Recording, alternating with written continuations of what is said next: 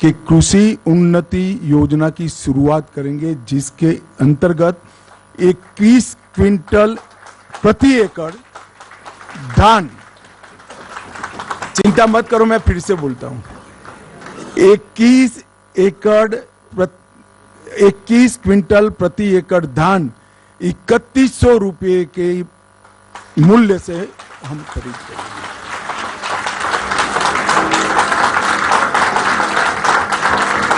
और इसके साथ साथ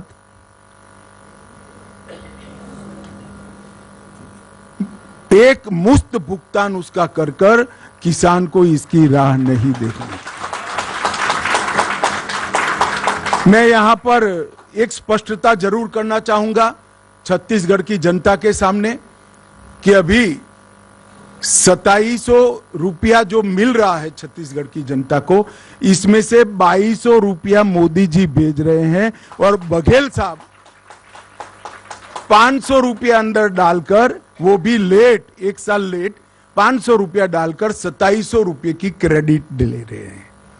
अब मैं बताता हूं 3131 रुपया भारतीय जनता पार्टी की डबल इंजन सरकारों का होगा और साथ में एक मुफ्त भुगतान भी हम करेंगे। इन्होंने एक नया बहाना बनाया है कि भुगतान नहीं करना है, खरीद नहीं करनी है तो बारदान की उपलब्धि नहीं कराते हैं। हम ये भी स्पष्ट कर देते हैं कि बारदान की उपलब्धि धान की खरीदी के पहले ही पर्याप्त मात्रा में कर ली जाएगी। इन्होंने वादा किया था हर महीना महतारी वंदन योजना के तहत हम महिलाओं को कुछ मुआवजा देंगे, नहीं दिया। हमने तय कर लिया है कि 12,000 रुपया सालाना हर विवाहित महिला को देने का भारतीय जनता पार्टी निर्णय करेगी। इन्होंने 5 साल तक सरकारी पदों पर भर्तियों में करप्शन नहीं हो पाया, इसलिए भर्तियां रोक दी। जब तक उनकी उगाही नहीं होती है भर्ती नहीं करते हैं। इसके कारण भर्ती की स्पीड हो गई, मोल भाव देने वाला नहीं मिला तो भर्ती ही नहीं करना।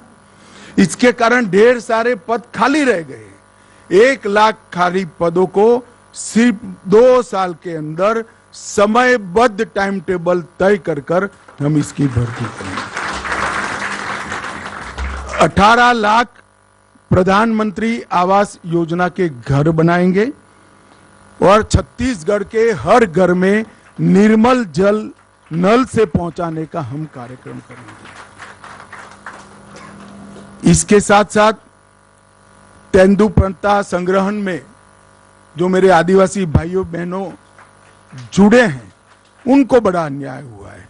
हम प्रदेश में तेंदुपत्ता संग्रहण 5500 रुपया प्रति मानक बोरो में करेंगे।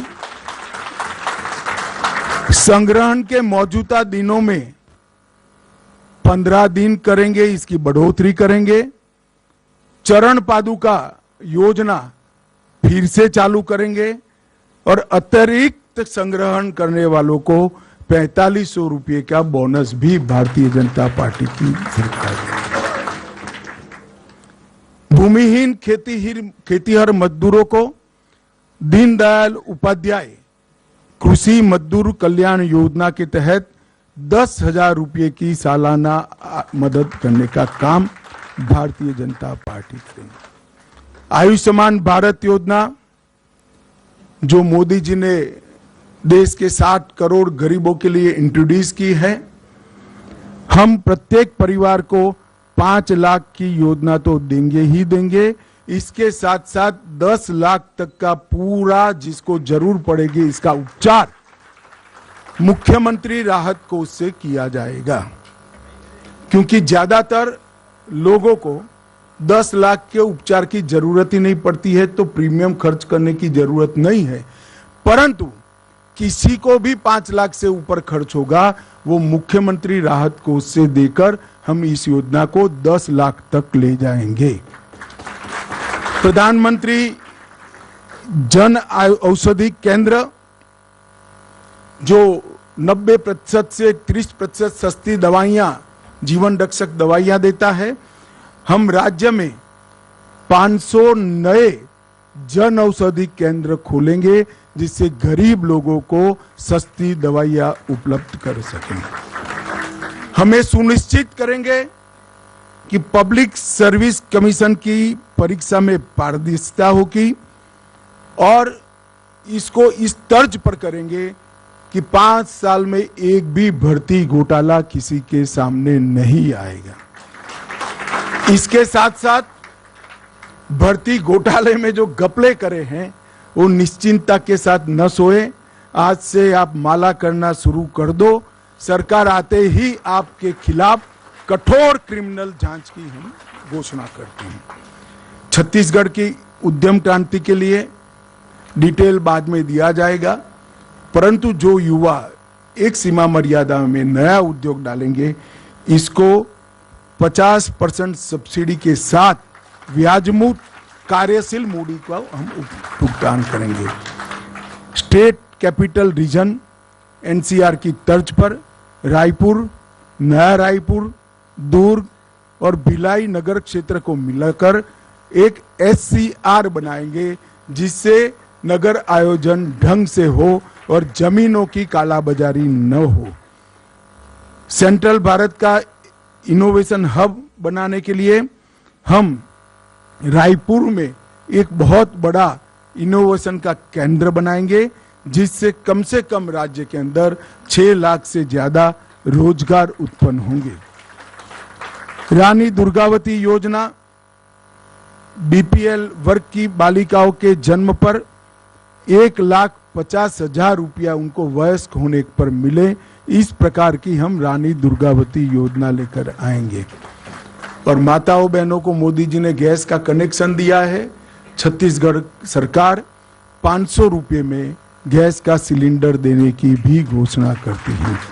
और इसके साथ साथ हम कॉलेज आने जाने के लिए डायरेक्ट बेनिफिट ट्रांसफर के माध्यम से मासिक ट्रैवल अलाउंस भी लेंगे।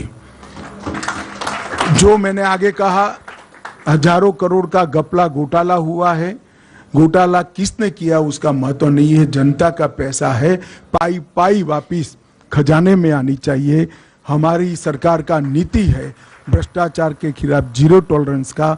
भ्रष्टाचार के खिलाफ जांच आयोग भी बनाएंगे और क्रिमिनल इन्वेस्टिगेशन की भी हम शुरुआत करेंगे। एम्स के तर्ज पर Chhattisgarh institute of medical science CIMS, हर लोकसभा क्षेत्र में आईआईटी की तर्ज पर CIT Chhattisgarh institute of technology और हर संभाग में सिम्स, इसकी रचना कर कर पढ़ाई लिखाई, रोजगार युक्त पढ़ाई लिखाई और स्वास्थ्य की सुविधा दोनों को छत्तीसगढ़ सरकार ताकत देगी। दोनों सिम्स और सीट के मॉडल भी हमने बना लिए हैं कि वो किस तर्ज पर काम करेंगे और इसके मानांक क्या होंगे। इन्वेस्ट छत्तीसगढ़ सम्मेलन की शुरुआत कर कर वैसे भी इन्वेस्टमेंट आएगा, भ्रष्टाचार नहीं होगा, मगर फिर भी एकल खिड़की योजना शुरू कर कर इन्वेस्ट छत्तीसगढ़ सम्मेलन की फिर से शुरुआत कर कर हम इन्वेस्टमेंट को यहां लाएंगे।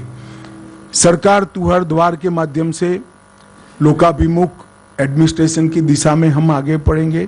शक्तिपीठ परियोजना के तहत 1000 किलोमीटर लंबी शक्तिपीठ परियोजना छत्तीसगढ़ के 5 शक्तिपीठों को और उत्तराखंड के 4 धाम की यात्रा के तर्ज पर विकसित कर कर छत्तीसगढ़ को यात्रा धाम के क्षेत्र में, टूरिज्म के क्षेत्र में एक नई ऊंचाई पर ले जाएंगे।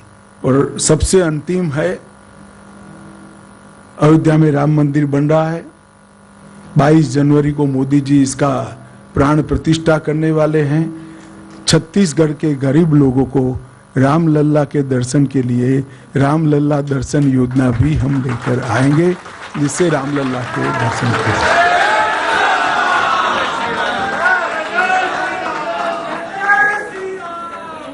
छत्तीसगढ़ राम का नैनीहाल है, माता कौशल्या का घर है अब भांजा जब अपने घर में निज घर में वापिस जा रहा है तो छत्तीसगढ़ वालों ने बधाई लेने के लिए जाना चाहिए। इसकी व्यवस्था भी छत्तीसगढ़ सरकार करेगी। इसके अलावे भी ढेर सारे छोटी छोटी चीजों को एड्रेस करने वाले हमारे वादे हैं।